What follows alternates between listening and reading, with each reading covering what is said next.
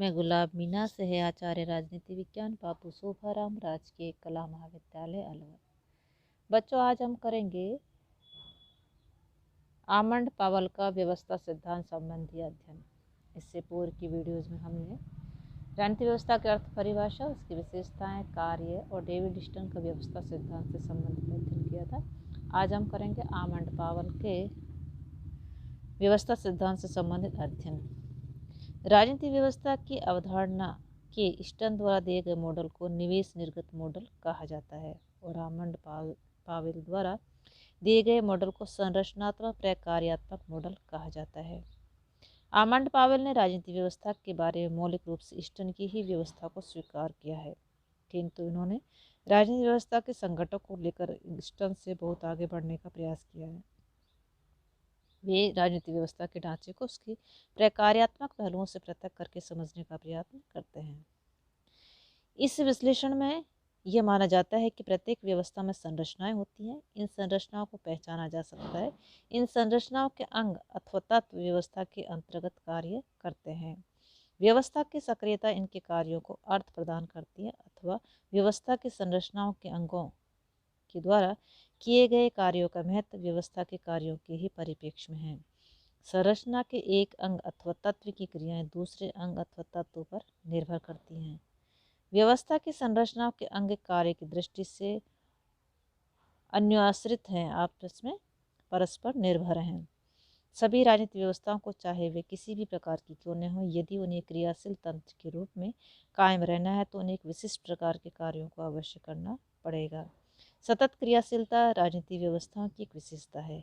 यह व्यवस्था की प्रकार्यक आवश्यकताएं हैं। विभिन्न राजनीतिक व्यवस्था में ये कार्य विभिन्न प्रकार की राजनीतिक संरचनाओं और कभी कभी उन संरचनाओं के द्वारा जिन्हें हम राजनीतिक संरचनाएं नहीं कहते हैं, उनके द्वारा भी किया जाता है। अतः राजनीतिक व्यवस्था के तुलनात्मक अध्ययन में न केवल औपचारिक संरचनाओं की तुलना की जानी चाहिए, अपितु उन अनौपचारिक संरचनाओं की भी तुलना करनी चाहिए जिन्हें हम राजनीतिक संरचनाओं की श्रेणी में नहीं रखते।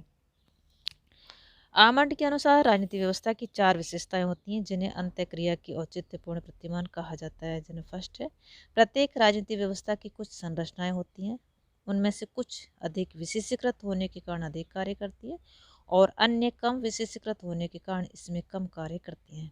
दूसरा, व्यवस्था और इसकी संरचनाओं में कुछ अंतर हो सकता है, लेकिन सभी राजनीतिक व्यवस्था में समान राजनीतिक कार्य किए जाते हैं। तीसरा, राजनीतिक संरचनाएं कई ऐसे कार्य करती हैं जिन्हें बहुकार्यक कहा जा सकता है। चौथा, पूर्ण समाज का अंग होने के कारण सभी राजनीतिक व्यवस्थाओं की अपनी संस्कृति होती है, जो कि हमेशा परंपरागत और आधुनिकता का मिश्रण होती हैं।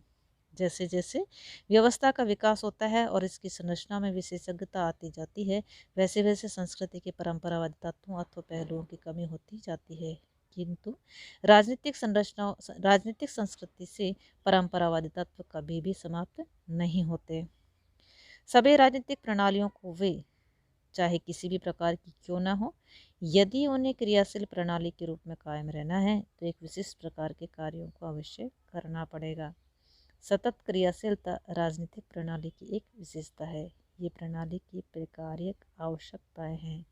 विभिन्न राजनीतिक व्यवस्थाओं में ये कार्य विभिन्न प्रकार की राजनीतिक संरचनाओं और कभी कभी उन संरचनाओं के द्वारा जिन्हें हम राजनीतिक संरचना नहीं कहते हैं, उनके द्वारा भी किया जाता है। अतः राजनीतिक प्रणाली के तुलनात्मक अध्ययन में न केवल औपचारिक संरचनाओं की तुलना की जानी चाहिए, अपितु उन अनौपचारिक संरचनाओं की तुलना करनी चाहिए जिन्हें हम राजनीतिक संरचनाओं की श्रेणी में नहीं रखते। आमंड पावेल ने राजनीतिक व्यवस्था की संरचनात्मक प्रक्रियात्मक व्याख्या में स्टर्न के समान ही 3 चरण स्वीकार किए हैं। ये चरण है, फर्स्ट, राजनीतिक व्यवस्था के निवेश, दूसरा रूपांतरण प्रक्रिया और तीसरा है राजनीतिक व्यवस्था के निर्गत। फर्स्ट हम करते हैं राजनीतिक व्यवस्था के निवेश। राजनीतिक व्यवस्था के निवेशों के संबंध में आमंड भी स्टर्न की तरह ही दोहरा विभाजन, मांगों और समर्थनों को स्वीकार करता है तथा मांगों और समर्थनों को करीब करीब उसी अर्थ में लेता है, किंतु आमंड ने राजनीतिक व्यवस्था के प्रकारों का अधिक महत्व प्रकारों का अधिक संरचनात्मक विचार अपनाया है, इसलिए वह मांगों को इष्टन से अधिक व्यापक कर देते हुए इनको 4 प्रकार की श्रेणियों में विभक्त करता है। उसके अनुसार निवेशों के रूप में आने वाली मांगों को मोटे रूप से 4 श्रेणियों में बांटा जा सकता है। फर्स्ट ये है वस्तुओं और सेवाओं के वितरण या आवंटन संबंधी मांगे। इसमें आती हैं तनख्वाह बढ़ाने या शिक्षा की व्यवस्था करने जैसी मांगे होती हैं।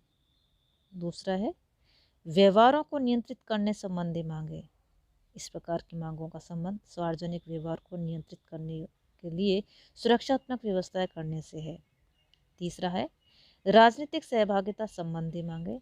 इसमें मत देने का अधिकार या अन्य प्रकार से निर्णय प्रक्रिया में सम्मिलित होने संबंधी मांगे आती हैं। चौथा संचार से संबंधित मांगे। इसमें सूचनाएं और जानकारी प्राप्त करने या सूचनाएं देने संबंधी मांगे होती हैं। इस तरह आमंड मांगों की व्याख्या में इस ढंग से कहीं अधिक विस्तार में गया है। उसका अभिमत है कि सभी मांगों को इनमें से किसी एक श्रेणी में रखा जा सकता है। स्टन ने मांगों के इस प्रकार के वर्गीकरण का प्रयास नहीं किया। मांगों की तरह ही आमंड ने निवेश की दूसरे पक्ष समर्थनों को भी 4 श्रेणियों में बांटा है। उनके अनुसार समर्थन को भी हर राजनीतिक व्यवस्था में 4 प्रकारों में से किसी एक रूप में प्रकट होता है। समर्थनों का अर्थ आमंड ने वही स्वीकार किया है जो ईस्टर्न ने स्वीकार किया है। यह 4 प्रकार के समर्थन इस प्रकार हैं। पहला द्रव्यात्मक समर्थन। द्रव्यात्मक समर्थन में कर इत्यादि देना सम्मिलित होता है। दूसरा आज्ञाकारिता के समर्थन।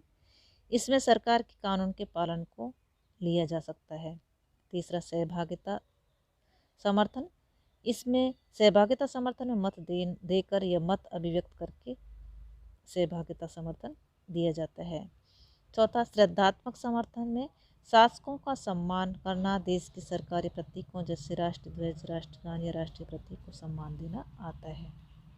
आमंड की मान्यता है कि मांगों और समर्थनों के आकार प्रकार के निर्णायक राजनीतिक संस्कृति होती है। लोगों की अभिव्यक्तियों से इनका संबंध होता है। यह आमंड निवेशों की आधारभूमि तैयार करने में राजनीतिक संस्कृति की भूमिका को विशेषकर राजनीतिक सामाजिकरण और राजनीतिक भर्ती को महत्वपूर्ण मानता है।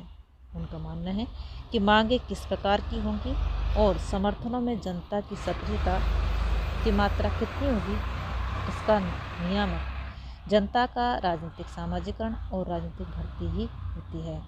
राजनीतिक सामाजिकरण स्वयं में निवेश नहीं, यह निवेशों की प्रकृति, उग्रता और मात्रा का नियामक है।